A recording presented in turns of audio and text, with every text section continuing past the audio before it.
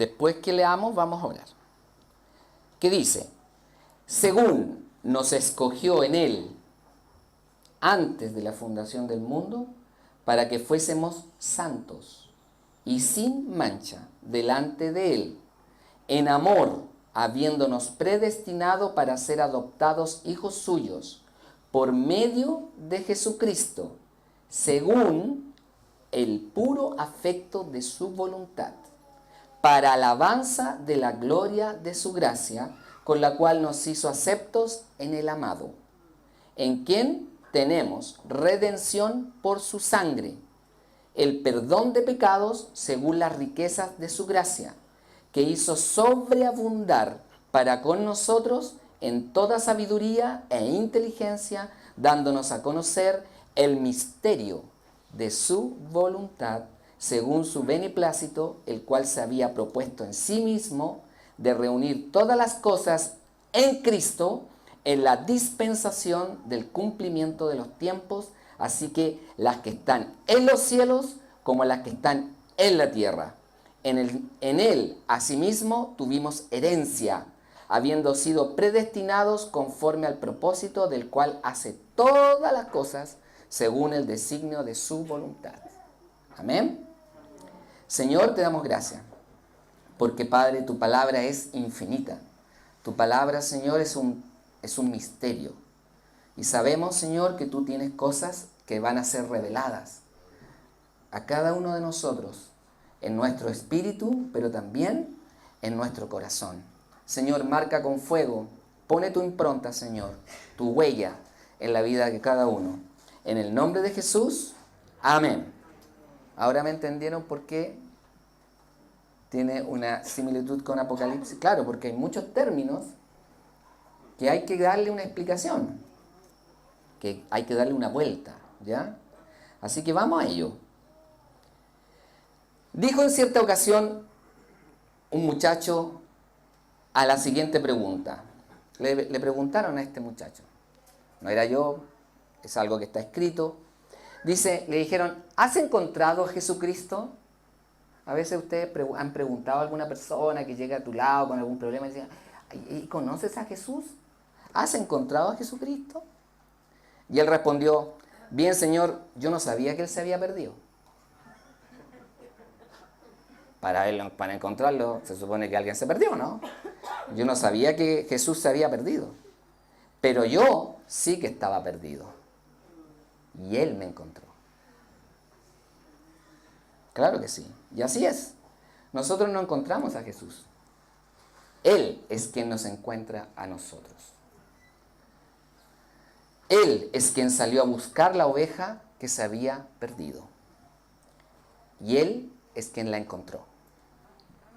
Vamos a Efesios capítulo 1, versículo 4.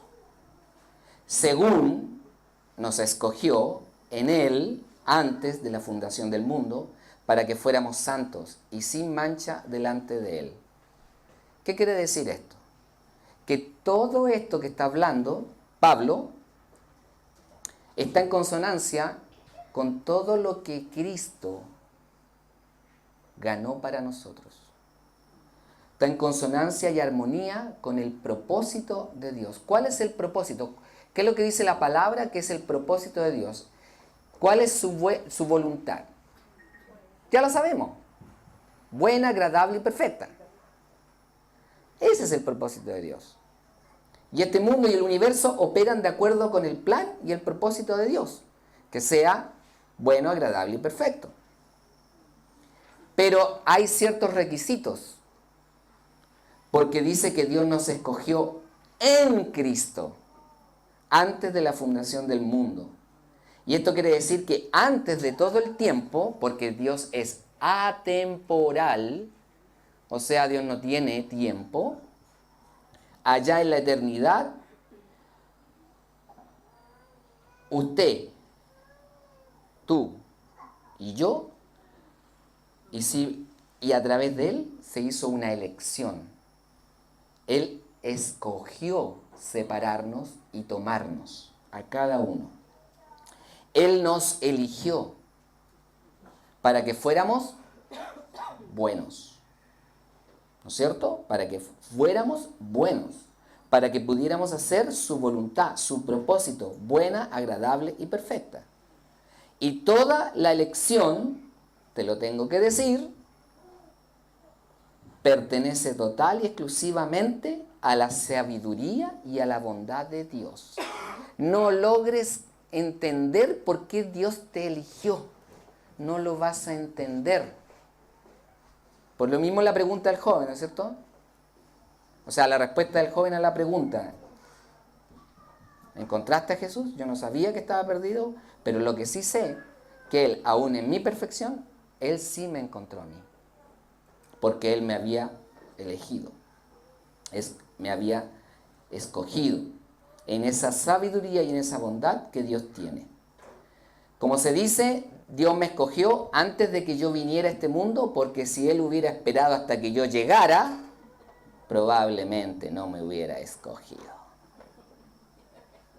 Por eso Él, en su sabiduría, me escogió antes.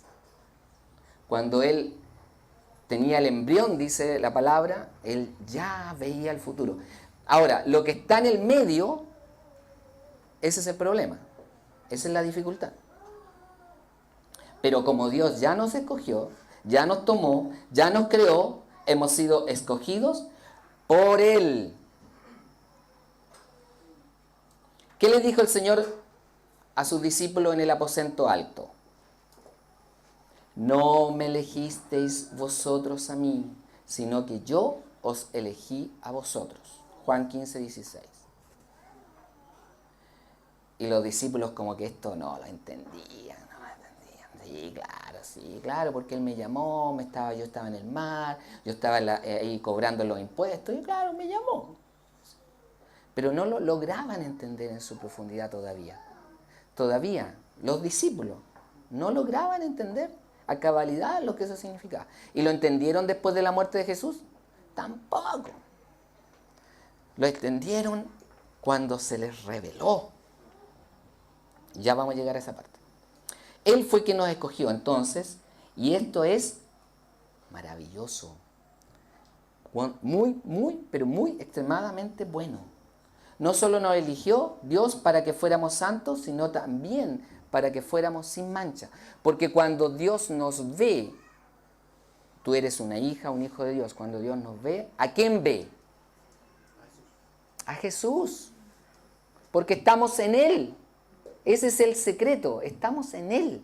Por lo tanto, Él nos ve tu debilidad, tu fraccionamiento, ¿no es cierto? Aludiendo a esta película, ¿no es cierto?, que habla de cómo las personalidades se fragmentan a tal punto que ya no son ellas, y tú no sabes cuál es cuál, sino que Él ve a Jesús, Él ve al Hijo. Ese es el amor inmenso que tiene Dios para con nosotros a través de Cristo. Que no te ve a ti, no ve mi fragilidad, no ve las excusas que yo tengo, sino que ve a Cristo. Dios nos ha escogido para hacerlo santo, para convertirlo en una persona sin mancha. Él ha hecho todo lo necesario para ser absueltos de toda culpa. Por eso que cuando viene esta idea, no, que no me lo merezco, no, es que yo no puedo, es ahí rondando esa vieja identidad que me decía precisamente que yo no doy el ancho, yo no tengo el check, ¿no es cierto? No estoy aprobado. Así que eso es la verdad. Recordemos que dijo Juan, el discípulo, en su primera carta, capítulo 2, 1 y 2, dijo: hijitos míos, estas cosas os escribo para que no pequéis. Pero si alguno ha pecado, abogado tenemos para con el Padre, a Jesucristo, el justo. Y Él es el sacrificio por el perdón de nuestros pecados. Y no solamente por los nuestros, sino también por los de all the world. Todo el mundo. Primera de Juan 2, 1 y 2. Todo el mundo. Así que a veces cuando nosotros, y me incluyo, me da la rabia, ¿no es cierto? ¿Cómo esta persona? Tengo que decir, Señor, pero tengo que verlo con tus ojos, porque probablemente tú estás viéndolo diferente, ¿no es cierto? El Señor Jesucristo le ha extendido a usted, a cada uno de nosotros, una invitación, y todo aquel que quiera, entra. Esto es una invitación, no es una exigencia. Por eso que nosotros hemos dicho que la esencia de nosotros como parte de la iglesia es que primero seamos, después hagamos, primero de adentro, después hacia afuera. ¿Ya? Momento, ya me empezó a jugar ahora sí. ¿Qué dijo Pablo? En la segunda carta a los Tesalonicenses 2, del 13 y el 14. Pero nosotros debemos dar siempre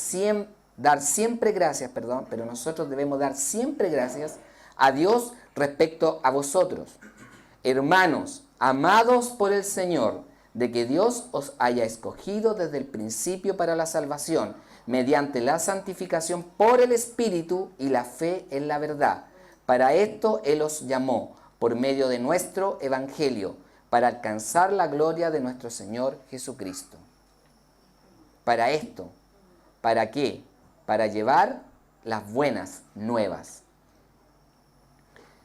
Llama la atención aquí que al ver la elección y la santificación parece que todo esto de elegido, escogido, apartado y ser con una vida adecuada tienen que ir juntos, tienen que ir amalgamados, tienen que ir apegados. ¿Por qué? Porque todo esto tiene un lugar ¿dónde? En el Señor, en Cristo mismo. ¿Ya? Si Dios nos salvó, nos lo hizo porque seamos buenos. Porque no depende de nuestras ganas, de nuestros deseos, de nuestros esfuerzos, sino que solamente por amor, por la misericordia, por el amor de Dios. ¿Queremos experimentar la compasión de Dios, ese amor completo de Dios? ¿Sí? ¿Quieres experimentar ese amor? Amén. ¿Qué tienes que hacer? Volverte a Él, unirte a Él, ponerte en el camino de Él. ¿Me cuesta? Por supuesto. ¿A quién no? Tiene un costo. No, este costo no es físico, ¿eh? Este costo es espiritual. Y muchas veces tiene que ver con la emocionalidad nuestra. ¿Me cuesta atender a la persona que no me agrada? Sí. ¿Me cuesta perdonar cuando me han hecho algo?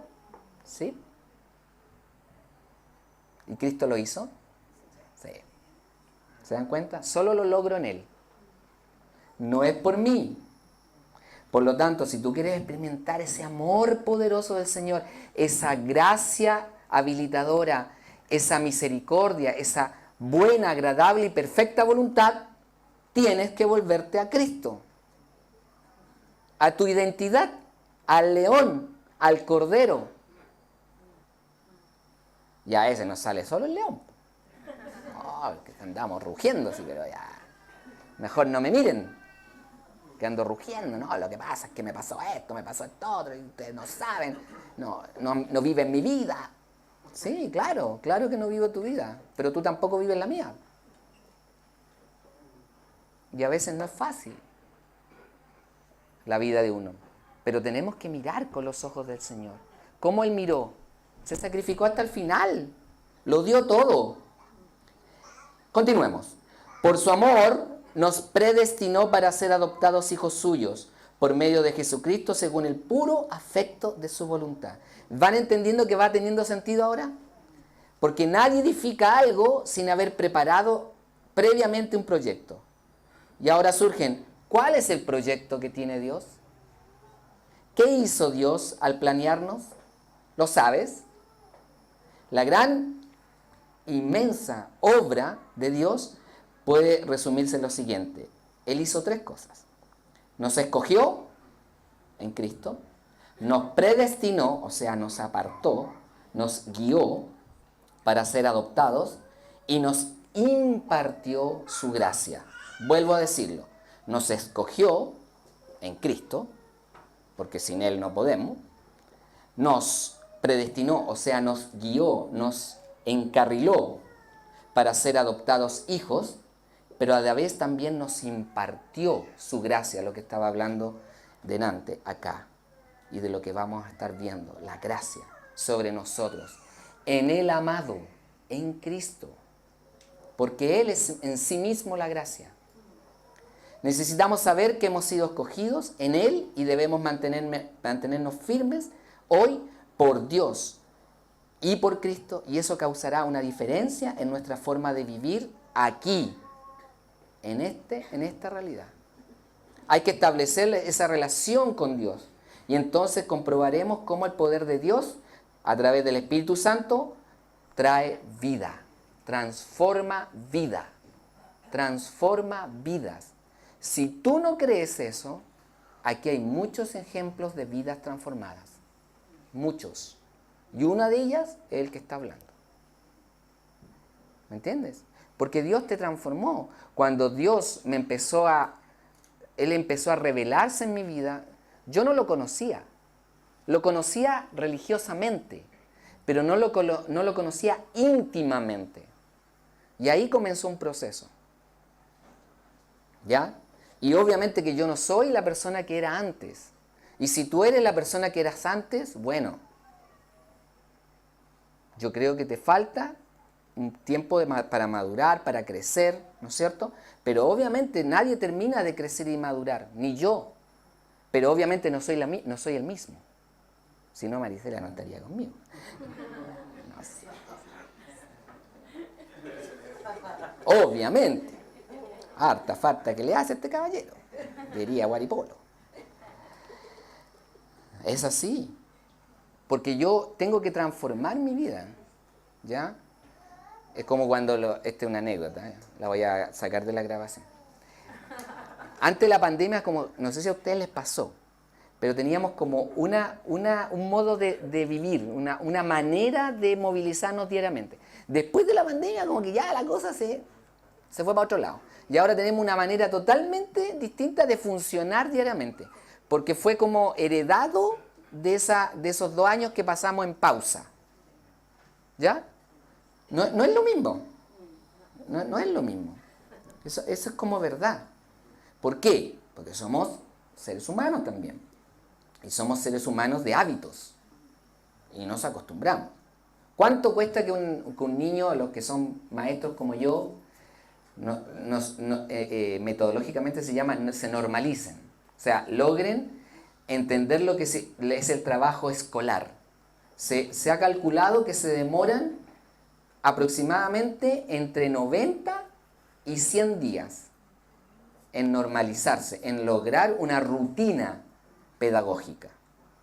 Si usted ve los niños de primero básico, cuando llegan, es una cosa que no entiende nadie. Y uno dice 1, 2, 3 y no hay nadie, pues. Pero a los 3 meses, uno dice así, y uno dice así, y se callaron. ¿Ya? Y es así.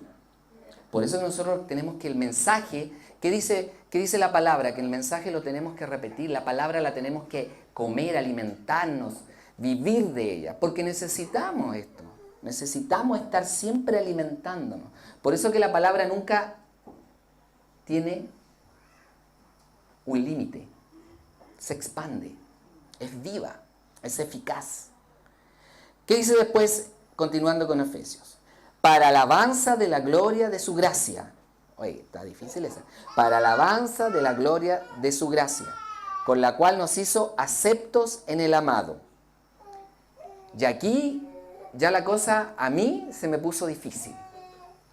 Porque yo dije, para alabanza, ¿no? Sí, cantamos, Señor, sí. Nosotros le ponemos, como hoy día que estuvo Poncho, bien ahí. Pero esa alabanza es en su gracia, no es en lo que yo haga, con la cual nos hizo aceptos en el amado. Esa gracia habilitadora nos hace alabarlo, pero eso es en Cristo. Por eso que todas las canciones de alguna u otra manera tienen que tener una dirección, tienen que ser cantadas en un sentir, en un fluir, como se decía aquí en la adoración, y tenemos que entender lo que cantamos. Y lo que cantamos hoy día fue, pero léalo, y fue potente. Todo este proceso para la gloria y la honra de Dios, todo tiene que ser para la gloria y la honra de Dios. Todo se hace en base a su amor, a su gracia. Y el propósito que fue hecha tu vida para esa alabanza al amado, a Cristo. El comienzo es en el amor y la gracia de Dios. ¿A través de quién? De su Hijo. Ese es nuestro principio. ¿Y cuál es la concepción? Cuando uno nace a esta vida nueva, es que somos adoptados. O sea, apartados, escogidos, predestinados. ¿Se dan cuenta? Apartados. Venga para acá, dice el Señor, ahora eres mi hijo. Y ahora no vives tú, mas yo vivo en ti. ¡Wow!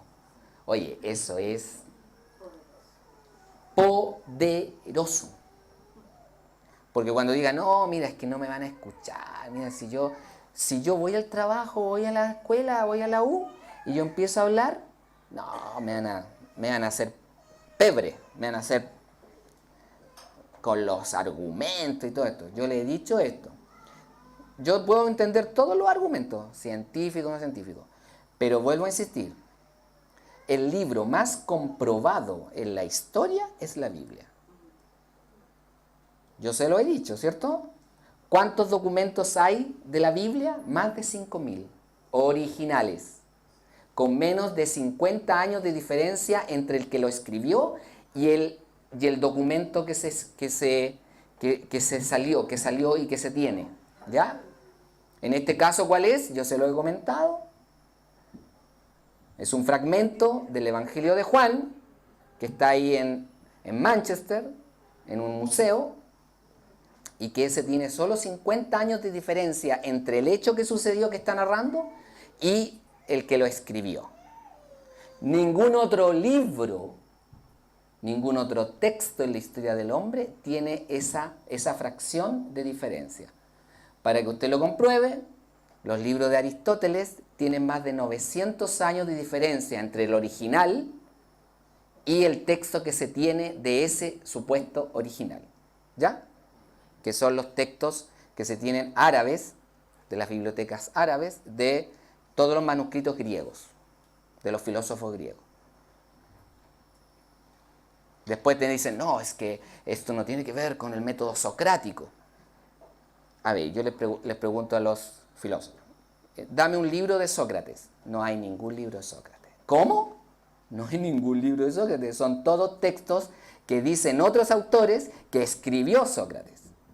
Pero no hay ningún libro con autoría original de Sócrates. Lo que se ha hecho es, se ha recopilado frases de Sócrates para escribir algo sobre Sócrates. Pero no hay ningún texto. Por ejemplo, ¿se acuerdan que yo comenté esto de Poncio Pilato? Que se encontró hace 60 años atrás, se encontró una piedra que se le llama la piedra de Pilatos, donde está escrito, aquí en la regencia del gobernador de Judea, Poncio Pilatos. Y eso se le llama la piedra de Pilatos. Fue encontrado hace 60 años en las ruinas de Cesarea Marítima, la ciudad donde fue enjuiciado Jesús. Porque tú creerás que Jesús fue enjuiciado en Jerusalén. No. A Jesús se lo llevaron al gobernador, a Poncio Pilato. ¿Dónde estaba el gobernador? En Cesarea Marítima. Ahí estaba el poder administrativo romano. Por eso que él lo manda, como no era de Cesarea, él le dice, no, anda a Herodes, porque Herodes es el que gobierna Judea. Y lo devuelve, ¿se acuerdan? ¿Por qué? Porque Pilato no estaba en Jerusalén. Estaba en Cesarea, donde fue encontrado esta piedra. Bien, no sigo más porque me voy a entusiasmar. ¿Y quién es el amado? Jesús. Jesús es el amado, nuestro Señor. ¿Y qué dice Juan capítulo 17, versículo 24? Padre, aquellos que me has dado, quiero que donde yo estoy, también ellos estén conmigo, para que vean mi gloria que me has dado, porque me has amado desde antes de la fundación del mundo. ¿Se dan cuenta cómo está la correlación entre lo que nosotros somos y lo que Jesús dice de sí mismo? ¡Hey! Es que es tremendo. Dios nos ve como Cristo. Dios nos ve en Cristo. Y por lo tanto nos hace ser hijos. Solo puede ser aceptado aquel que es amado. Y tú eres amado. Tú eres amada. ¿Ya? El Señor Jesús dijo, yo en ellos, en Juan capítulo 17, versículo 23, yo en ellos y tú en mí, para que sean perfectos en unidad, para que el mundo conozca que tú me enviaste y que los has amado a ellos como también a mí me has amado. ¡Wow! Gracias, Señor. Esta es la obra que yo mencionaba triple de Dios hacia cada uno de nosotros. Él nos escogió, Él nos guió, nos predestinó, nos apartó y a la vez nos hizo amados. ¿Para qué? Para alabanza de la gloria de su gracia. Él es el que recibe la alabanza. Es a Él el que venimos a cantar. Como decían los adoradores, no venimos a mostrarnos, venimos a adorarlo, a dar gracias, a exclamar, gracias Señor, gracias, gracias Padre, gracias Espíritu Santo, gracias Cristo. En el versículo 7 continuamos, estamos bien, 25 minutos. En Él tenemos redención a través de su sangre, el perdón de pecados, según las riquezas de su gracia. Esto también lo cantamos. Somos redimidos. Dios es justo y perdona en base al castigo que ya ha sido ejecutado. ¿Y cuándo fue ejecutado el castigo? Cuando Cristo se entregó y terminó la obra. La buena noticia es que ese castigo ya fue ejecutado. La sentencia se cumplió. Terminado es. Está hecho. Él puede perdonar porque Él ya pagó el castigo. Y es la única forma en que obtenemos perdón. No es por lo que hagamos, te vuelvo a insistir. Es porque Cristo ya pagó. Cuando Jesús se encuentra con Pablo en el camino a Damasco, le dice lo siguiente. Ahí en el libro de Hechos, capítulo 26, versículo 18.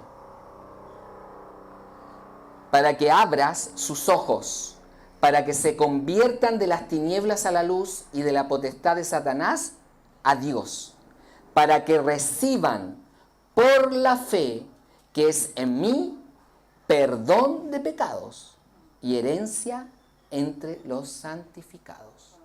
Y él le dice para que vayas a todos, así le dice Pablo, para que vayas, extiendas a todos el perdón. Y ahí nos incluye a todos nosotros. Aquí la palabra para pecado es pareptoma, que significa caída. O sea, en vez de pecado, pone caídas. Pablo utilizó la misma palabra en Romanos, en el capítulo 4, versículo 25, cuando dijo, el cual fue entregado por nuestras transgresiones, por nuestras caídas, y resucitado para nuestra justificación. Así que la palabra caída incluye la lista completa de todo lo que pueda ser imputable a ti. Cuando me porté mal, cuando hice lo que yo quería, cuando me dio la pataleta. ¿Entiendes lo que es la pataleta, no es cierto? Sí. Cuando me dio la rabia y que las cosas se hacen como yo digo. Eso, la pataleta. Y como continúa diciendo el versículo 7 del capítulo 1 de esta carta de Efesios, la redención y el perdón son otorgados según las riquezas de su gracia. Y esta sí que es una expresión interesante, me voy a detener unos minutos. Dice, según las riquezas de su gracia. ¿Cuáles son las riquezas de su gracia? ¿Cuáles son las riquezas que tiene Dios? inigualables, infinitas, las tiene todas, creó el universo, las estrellas, la tierra, el sol, etcétera, etcétera. ¿Cuáles son? Todo. ¿Y qué vas a obtener tú? Según eso, vas a obtener eso. No vas a obtener algo de su riqueza, no dice algo de sus riquezas, no. Dice vas a tener según las riquezas. Y si las riquezas son ilimitadas, por lo tanto lo que te va a otorgar es ilimitado. ¿Te diste cuenta, no? Las riquezas de su gracia. Dios es rico en gracia. Y Él está dispuesto a dar de acuerdo a sus riquezas de gracia. Ahora, claro, tú inmediatamente, como buen ser humano, todo lo monetizas. Ding dong, ding dong. No es eso. Claro, no es la idea. La idea es que esas riquezas son de gracia. Si son innumerables, imagínate, ama a todo el mundo, quiere que todos estemos en su perfecta, agradable y buena voluntad. ¿Cuál debiera ser la parte de las riquezas que debemos nosotros tomar? Esas. Dar de gracias, dar de bendición, tremendo, sí. Pero es que él no se lo merece, pero es que ella te hizo esto, mira, no importa, pero es la gracia enorme, la riqueza de su gracia es tan grande que va a sobreabundar para cualquier cosa que haya. Y ahí la cosa como que no nos gustó. Lo voy a pensar. Como que no me está gustando esto. Claro, ¿viste? Ya cuando lo dejo de monetizar y voy hacia el lado de lo que la gracia de Dios habilita, claro, obviamente que tiene un costo para nosotros. Y se nos hace mucho más difícil. Pero ¿saben qué dice la palabra? Que las otras cosas vienen añadidas. Que si yo hago la buena, agradable, perfecta voluntad de Dios, lo demás será añadido. Va a venir para que sobreabundes, dice Pablo, y puedas dar más para que otros también vean el amor. O sea, viene también acompañado con algo. Pero no es lo más, porque Jesús no vino a dar dinero, Él vino a dar vida, y vida en abundancia. ¿Y qué vas a dar tú? Más vida. Y si tú lo ves en la transversalidad de tu vida, ¿qué más vale? ¿El que tú des vida o el que tengas más dinero? A mí yo leí esto y me quedé así, siempre me quedó como... Entrevistaron al administrador, tesorero, contador de Rockefeller y le dijeron, oiga, ¿y qué se llevó, qué tenía Rockefeller y qué se llevó cuando moría? Y él le dijo, nada. No se llevó nada, solo su traje, el ataúd. Rockefeller se fue igual. ¿Y qué dejó? Todo. Lo material. ¿Se dan cuenta? Ya. Por lo tanto, Él tiene que concederme mucha gracia a mí. Señor, gracia, gracia sobre gracia. Porque nosotros tenemos que dar gracia para otros. Por lo tanto, tengo que tener mucha abundancia de gracia. Y por lo tanto, aquí vuelvo a lo anterior que yo había señalado, la obra de Dios es triple. Cristo nos redimió por su sangre, nos revela el misterio de su voluntad y nos recompensa con una herencia. Esta es la herencia que tenemos. Su gracia, su amor, para dar, porque estamos en Él. Y Él pagó el precio. Y Él nos salvó para darnos, ¿sabe para qué Él nos salvó? Para darnos libertad. Para darnos la libertad de no estar encadenado a esa vida que estaba amarrada a la caída. Y por lo tanto tú puedes decidir hacer lo que haces. ¿Tú decides lo que haces? Sí, esa es tu libertad. Por eso acércate a ese león, a ese cordero, a esa gracia, para que tengas de eso que dar. Y todo lo demás viene acompañándolo. ¿Ya? Y alguien podría preguntar, ¿pero no tenemos que dar algo? Sí, claro que tenemos que dar algo. Nosotros también. Porque como Él dice que nos llamó con un propósito, con un llamado, ¿no es cierto? Pero ahora con una base diferente, ya sabemos que en esta nueva relación de amor en Cristo, por Cristo y con Él, nosotros podemos dar. ¿Y qué vamos a dar? Lo que está abundando en nosotros porque nos hemos acercado a Él. ¿Qué dice Juan 14:15? Si me amáis, guardad mis mandamientos. No les dijo, como he muerto por vosotros, tenéis que cumplir mis mandamientos. No, les dijo, si me amáis, guardarlos, atesorarlos, con una actitud de amor. Implica una base totalmente diferente. Nosotros le amamos porque Él nos amó. Él reveló su misterio, su voluntad. Leamos ahora los últimos versículos, del 8 al 10. Estamos terminando. Que hizo sobreabundar para con nosotros en toda sabiduría e inteligencia. Él nos dio a conocer el misterio de su voluntad, según su beneplácito, el cual se había propuesto en sí mismo de reunir todas las cosas en Cristo, en el cumplimiento de los tiempos establecidos, así que los que están en el cielo como los que están en la tierra. Esto yo ya lo he explicado. ¿Qué es un misterio? Que está siendo revelado por Dios, dice aquí en la palabra. Un misterio es un tesoro, algo que tú buscas y que es preciado. Y hay dos elementos que siempre están en un misterio. Primero, no puede ser descubierto por nuestros medios, sino que siempre por una revelación. ¿Ya?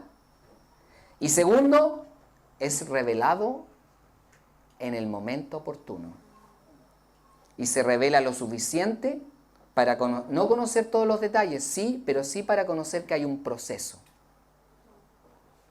Hay aproximadamente 11 misterios en el Nuevo Testamento. Y cada uno, Dios nos va a ir revelando su misterio, su tesoro. ¿No es cierto? Y ahí, ¿qué es lo que tenemos? Cuando llegan estos tesoros, estos misterios, siempre tenemos que, ¿qué? Preguntar al Señor, Señor, ¿qué quieres? Señor, dame la sabiduría, dame el conocimiento, dame el Espíritu Santo me guíe a la revelación de lo que tú quieres decirme, para saber qué hacer. ¿Por qué? Porque dice que ahora es el cumplimiento de los tiempos. ¿A qué se refiere con eso? Esto está escrito varias veces en el Nuevo Testamento. ¿A qué se refiere cuando dice el cumplimiento de los tiempos? Al nuevo pacto. ¿Cuándo se cumplió el tiempo? Cuando dijo Jesús, el reino ya está en medio de ustedes. Véanlo, aquí estoy, he sido revelado. Cuando Él vino, ahí se cumplió el tiempo. Algunos dicen que no, que va a ser después de los 7 años de la tribulación, otros que vamos a pasar por las guerras y todo esto, que lo estamos obviamente porque estamos en el mundo todavía. Otros dicen que no, después de los 1000 años. Nosotros decimos que el tiempo se cumplió cuando Cristo vino, porque es el cumplimiento, pero también estamos pasando este proceso. Porque Dios, como dije antes, ¿qué es lo que es? Atemporal. Y por lo tanto el presente y el futuro confluyen en este momento, en donde el reino irrumpe. El propósito de reunir todas las cosas en Cristo es para que el cumplimiento de los tiempos se establezca. Tanto de lo que está en el cielo como lo que está en la tierra, que es lo que estábamos diciendo. Cristo nos recompensa entonces con una herencia. ¿Cuál es esa herencia? Veámoslo en el último versículo. En Él, asimismo, tuvimos herencia, habiendo sido predestinados, o sea, apartados, conforme al propósito del que hace todas las cosas según el designio de su voluntad. Por lo tanto, Él nos da la herencia, es decir, nuestra identidad tiene un peso de la herencia de la gracia de Dios. Es el plan y el propósito total de Dios, que todos tengamos esta herencia de Cristo. Heredamos con Cristo porque estamos en Él y estamos unidos a Él. En Romanos capítulo 8, versículo 17. Y si hijos, también herederos, herederos de Dios y coherederos con Cristo, si es que padecemos juntamente con Él, para que juntamente con Él seamos glorificados. Y luego, en la carta a los Corintios, en la primera carta a los Corintios, capítulo 3, versículo 21 al 23. Así que ninguno se gloríe en los hombres, porque todo es vuestro, sea Pablo, Apolos o Cefas, sea el mundo, la vida o la muerte, sea lo presente o lo porvenir. Todo es vuestro, y vosotros sois de Cristo y Cristo de Dios. Así que todo lo que hagamos, lo tenemos que hacer en Cristo. No podemos comprender ni asimilar todo esto mientras no entendamos que estamos en Cristo. Y todas las cosas que Cristo ganó, las ganó para nosotros, porque estamos en Él.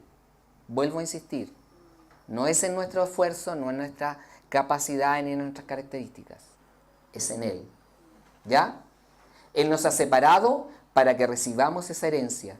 Es algo que no merecemos, es verdad, porque proviene de su gracia y no de nuestros méritos.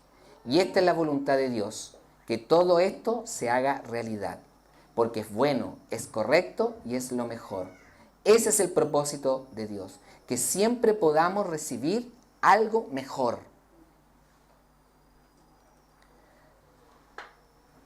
No debemos entender que somos por nosotros mismos, sino que es por Cristo. Esa es la herencia, esa es nuestra identidad. Eso es lo que ha revelado este misterio de su voluntad. Él pagó por mí, por ti y por cada uno, y por todos mis compañeros. Todos. Yo le pertenezco porque Cristo pagó el precio. ¿Qué mejor herencia? ¿Qué mejor identidad? No hay mejor.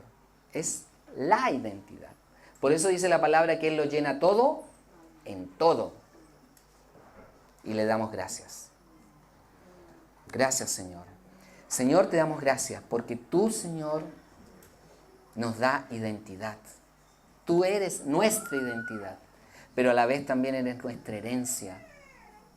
Tú pagaste todo el precio, pagaste toda la sentencia, pero también nosotros debemos agradarte, haciendo, Señor, fluir todo tu amor, toda tu gracia a través de nosotros. Señor, que podamos hacerlo de manera que todos los demás puedan ver que hay algo diferente, Señor, que hay una buena noticia para las vidas de los demás, Señor, que podemos llevar este evangelio, esta noticia, esta gracia a otros.